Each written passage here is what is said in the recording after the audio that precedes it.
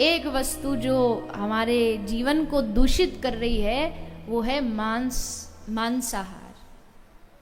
मांस, मच्छी इत्यादि खाना ये हमारे संपूर्ण जीवन को दूषित कर देता है। आप कितना भी भजन माला कर लो, कितना भी आप नाम जाप कर लो, लेकिन अगर संग संग आप ये आहार खा रहे हो तो आपकी सब भक्ति बेकार है। आंधा बाटे जेवरी और पीछे बाछा खाए। अंधा जेवरी बटता जा रहा है और पीछे बछड़ा बैठा बैठा उसको खाता जा रहा है। अब वैसे तो आप कहने को भजन पूजा कर रहे हो, वैसे आप सब वही गंदा आहार खा रहे हो। आपको लगता भजन काम क्यों नहीं कर रहा? भजन इसलिए काम नहीं कर रहा क्योंकि जो तुम्हारी जेब में तुम डाल रहे हो, जेब फटा हुआ है, जितना डालते हो सब निकल जाता है। एक तरफ माला कर रहे हैं, एक तरफ भजन कर रहे हैं, दूसरी तरफ मदरा पी रहे हैं, शराब पी रहे हैं, मांस मच्छी खा रहे हैं, तम्बाकू खा रहे हैं। तो इससे क्या होगा? आप जो कर रहे हैं वो सब जाता गिरता चला जाएगा, आपसे दूर होता चला जाएगा। इसलिए गलत आहार से एकदम दूर रहें। आजकल के बच्चे, आजकल के युवा, और देखो कितनी अजीब बात है, आज की सोच ही लोगों ने बदल दी। आजकल सोच में ये जो आता है एग इत्यादि आता है, इसको लोग वेजिटेरियन मानने लगे। बड़े बड़े होटल्स में आप जाके ये बोलते हो ना कि हम वेजिटेरियन है, तो आपके साथ कभी भी धोखा हो सकता है। वेजिटेरियन में फिश भी आती है, उसमें अंडा भी आता है, सब कुछ वेजिटेरियन में आ जाता है। ऐसी आजकल लोगों की बुद्धि भ्रष्ट हो चुकी है। लेकिन आहार शुद्ध रखो। आहार शुद्ध रखोगे तभी आपकी भक्ति आगे बढ़ेगी। आहार शुद्धि भक्ति का पहला लक्षण और पहली शर्त है। और दूसरी चीज, आहार शुद्धि में आप केवल इतना ही ना समझे कि गलत ना खाना ही आहार शुद्धि है। अगर आप अन्न भी खा रहे हो, अगर आप अन्न भी खा रहे हो और उसको आप भोग नहीं लगा रहे, तो वो आहार भी मांसाहार के ही समान है। अगर आप उस भोजन को श्री ठाकुर जी को अर्पित नहीं कर रहे, तुलसी पत्र नहीं डाल रहे उसमें, तो वो अशुद्ध अन्न है।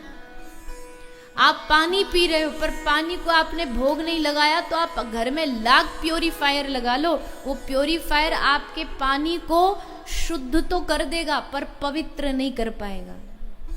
पवित्र करने के लिए आपको पहले वो पानी भगवान को अर्पित करना पड़ेगा।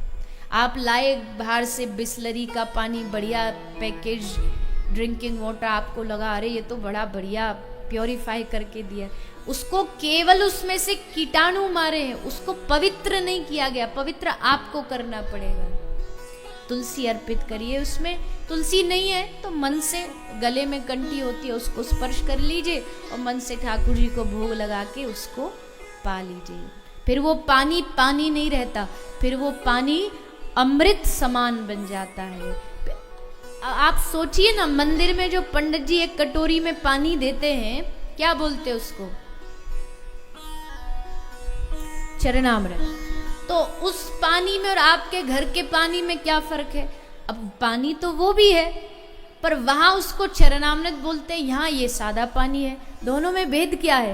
पहली चीज तो भगवान के चरणों से स्पर्श हुआ, दूसरा उसमें पंडित जी ने मंत्रोच्चारण के द्वारा जब भगवान को अर्पित कर रहे थे, तुलसी डाली, उसमें सुगंधित इत्र डाला, फिर उसको अर्पित किया, तो वही पानी अब चरणामृत बन गया।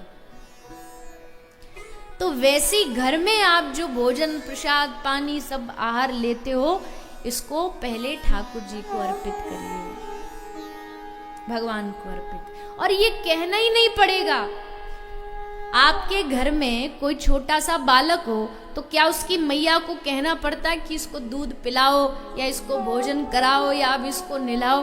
अरे मैया सब काम अपने आप, बच्चा भी नहीं कहता, बच्चा भी नहीं कहता कि मैया मुझे भूख लगी है या मुझे दूध चाहिए। माँ अपने आप समझ जाती कि अब हो गया घंटा भर, अब इसको भूख लगी होगी, अब दूध पिला।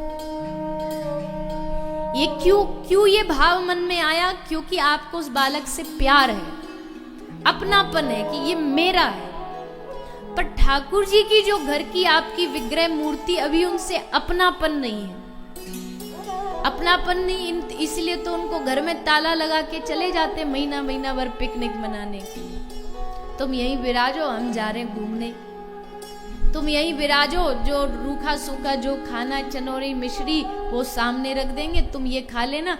आप कहाँ जा रहे हो? ले हम जा रहे पार्टी में माल उड़ाने, हम बढ़िया खाएंगे पिज्जा बर्गर और तुम लो ये चनौरी खाओ। ठाकुर जी को वही चनौरी, वही भोग अर्पित। ऐसा क्यों हो रहा है? क्योंकि अभी भगवान की मूर्ति से प्रेम नहीं है। उनसे प्रेम करना सीखिए।